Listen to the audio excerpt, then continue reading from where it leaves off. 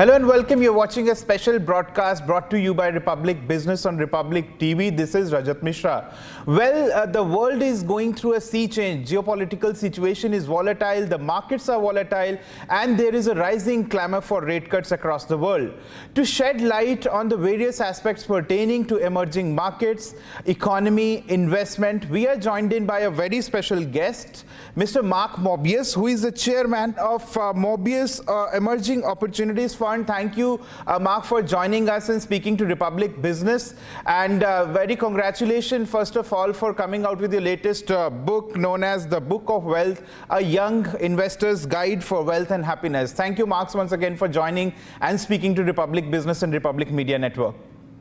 Thank you very much for having me. So, Mark, I just want to start off by asking you a first important question. We know you are very bullish on India's growth story, and that's something not hidden anymore. But do you think that world also believes in India's growth story as much as you believe in?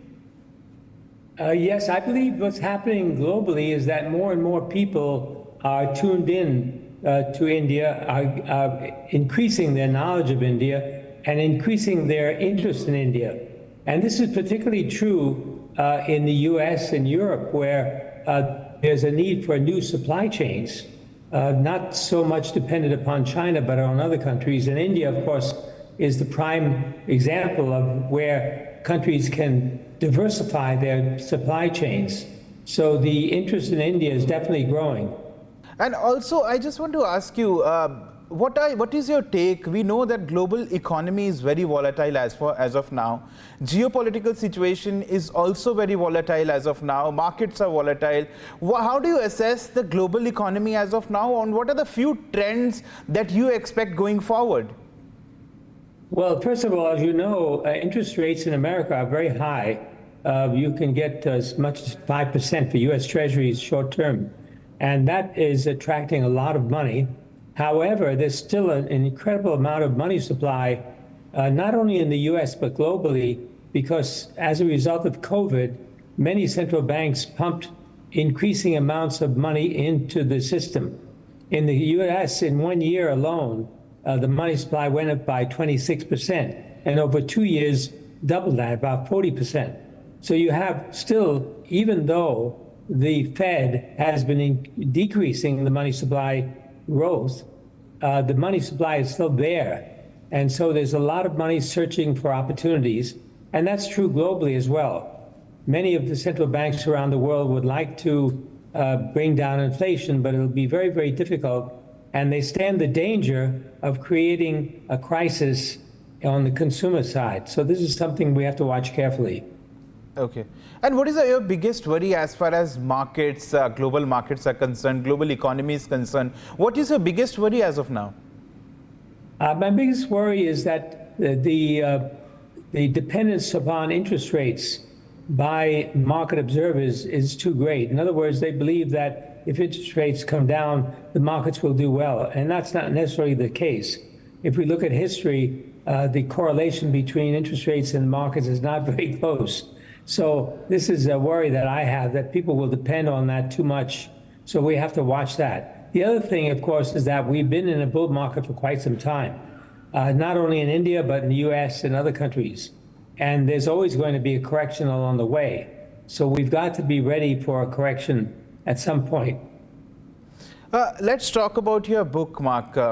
We also know that in your book, one of the primary things that you highlighted is that mental health is wealth.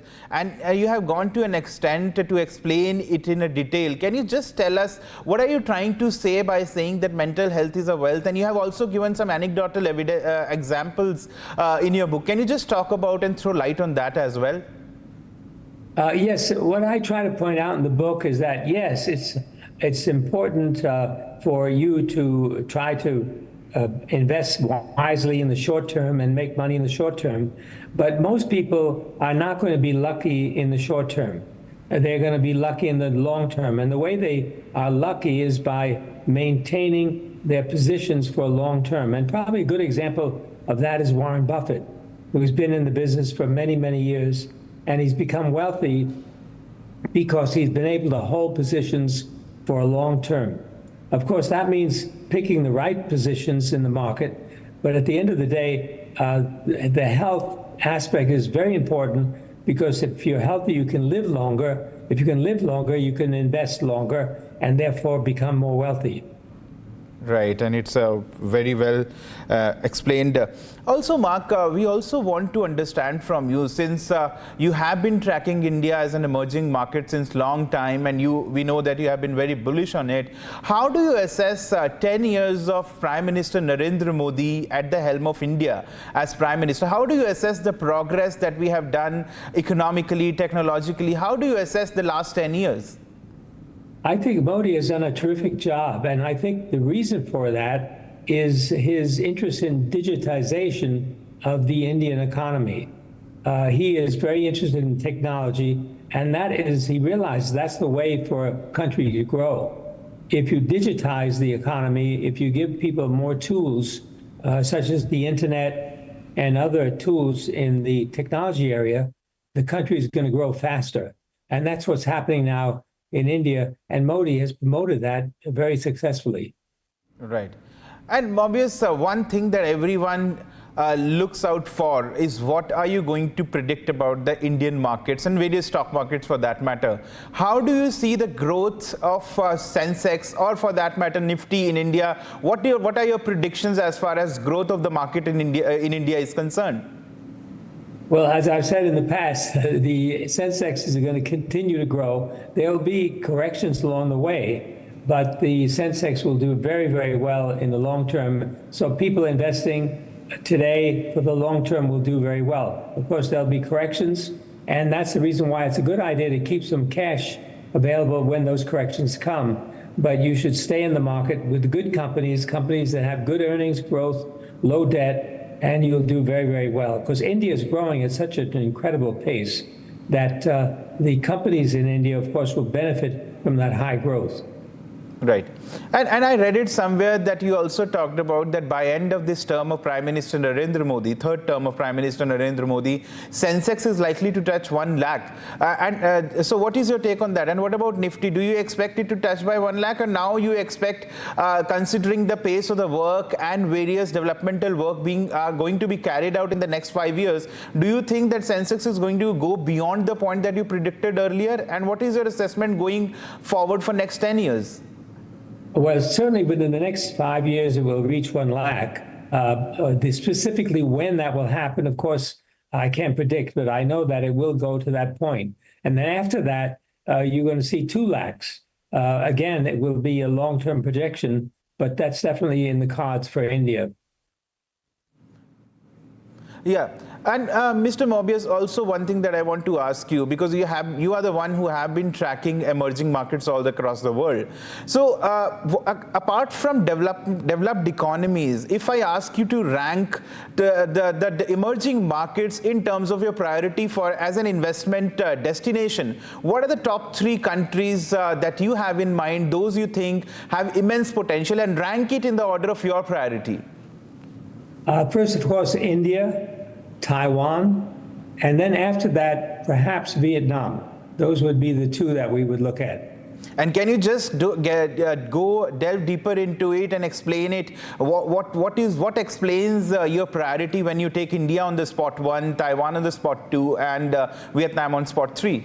Well, first of all, in the case of India, the young population, the increase in technology and the use of technology by the population at large is really the driving force, the 2 driving forces. In the case of Taiwan, it's the semiconductor industry and how much they have advanced in that area. And as you know, TSMC, Taiwan Semiconductor Company, is the leader in that area. But throughout Taiwan, there are incredible companies that are doing very advanced technology. So that's driving growth. In the case of Vietnam, they are increasingly taking over manufacturing from China. And also, it's a young population, a very dynamic population, and that will drive growth in that country. We also know that China plus 1 is one thing, and businesses are moving out of China and coming to India and to other emerging economies as well. When it comes to India and China, what is your priority? Would you like to invest in China or India? Well, of course, you cannot ignore China. China is still a very big economy. You've still got very, very good companies in China. But at this stage of the game, India is coming up at a very fast pace and taking a lot of the manufacturing from China. That's taking time. It's not going to happen overnight. But definitely, India will become a major manufacturer. As you know, India is still a big exporter of software. The software industry in India is very advanced, perhaps more advanced than in China. But gradually, the semiconductor industry will be coming into India, and India will become a leader in semiconductor technology. So that's where the big growth was going to be coming. Right. And since you talked about the Indian markets and you also predicted that what is the level that they are expected to touch in the next 5 years, I just want you to highlight certain sectors which you have a big, those have an immense potential going forward. And I have seen that you have talked about IT sector. What are the top 3 sectors that you are bullish on as far as India is concerned? The first would be in electronics manufacturing. Now, of course, there are not that many companies yet, but as I said, more and more electronics manufacturing, semiconductor manufacturing will come to India, and that's a sector that you want to look at closely. The other would be infrastructure. So India needs an incredible increase in infrastructure, and the demand is growing at a very rapid pace because if you have a country growing, you need more power, electric power. You need more railroads. You need more roads. You need more bridges. All this infrastructure is a very, very important part and an area where investments will be growing at a fast pace. Okay. And Mr. Mobius, we are talking at a time when we are just almost 1 month far off from the Union Budget of India is going to be presented by Finance Minister. And you have already talked about the potential of India, but what are the reforms, top reforms that you want India to immediately take up? And you would like, then that would be a wish you would like to see it in the budget. What are the top 2 reforms that you would like to see in India going forward? First of all, I would say a simplification of the paperwork and bureaucracy regarding incoming funds, incoming investments. There's a little bit too much bureaucracy now, and there's a need to open the market up to that regard. Now, of course, related to that is foreign exchange. I know the Reserve Bank of India is very careful with the exchange rate. They're very careful about the amount of foreign exchange available. But they have to free up that more and more to allow foreign investors to come in. In other words, when foreign investors come in, they have to be able to get out. So you have to give them that assurance that they can bring money in and out without too much bureaucracy. So I would say that's very, very important because India needs to get this investment, particularly when you get into semiconductors. You require an incredible array of different technologies to come in, and that takes money. Right. And also, I have read it somewhere that you talked about the best way to make money in the stock market is to get the best values to do what other people are not doing. So can you just explain it to young investors? Because you have been highlighting it in your book also, and you have been talking it from the various platforms. Just explain it for the young investors and those who are very actively trading in the stock market. I tell people, don't listen to me, don't listen to your neighbors, don't listen to your family, don't listen to your friends, listen to yourself. Look inside yourself and figure out what your real desires are and make your own decisions. And of course, the best time to buy when others are despondently selling. The best time to sell is when others are greedily buying. And that is a very, very important aspect of investing. So you have to be patient and you have to be very strong in such situations. So if the Indian market crashes and goes down by 20 or 30%, that's a time to be buying. And of course, if the Indian market goes up too high, that's a time to be selling. So you have to follow that principle generally. And Mr. Mobius, last question I want to ask you. One is that what is your take on the cryptocurrency as an asset class? Do you consider investing in it as a good investment option? And second, what is the one phrase that comes to your mind when you think about India as an emerging economy? Well, crypto, I always tell people when you ask me about crypto, I tell them I don't like to talk about religion in public because it is kind of a religion. So I personally do not invest in crypto. I prefer to invest in companies that are growing with good managements. However, you can make money in crypto, but go into the areas where crypto is being exchanged. In other words, it's like the people who made money in the gold rush in California. The people that made the big money were not the miners, but the people who supplied the shovels and the wheelbarrows and so forth. So in crypto, it might be a good idea to go into crypto exchanges and that kind of thing, but not in the crypto itself. I think that's probably a better way. But there's no question, crypto is very, very important today and is getting more and more important because people want to transfer money around the world, and it's an easy way to do that. So it's very important to look at that. And last question, is it a right time to invest in gold? And one phrase that comes to your mind when we think about India as an emerging economy.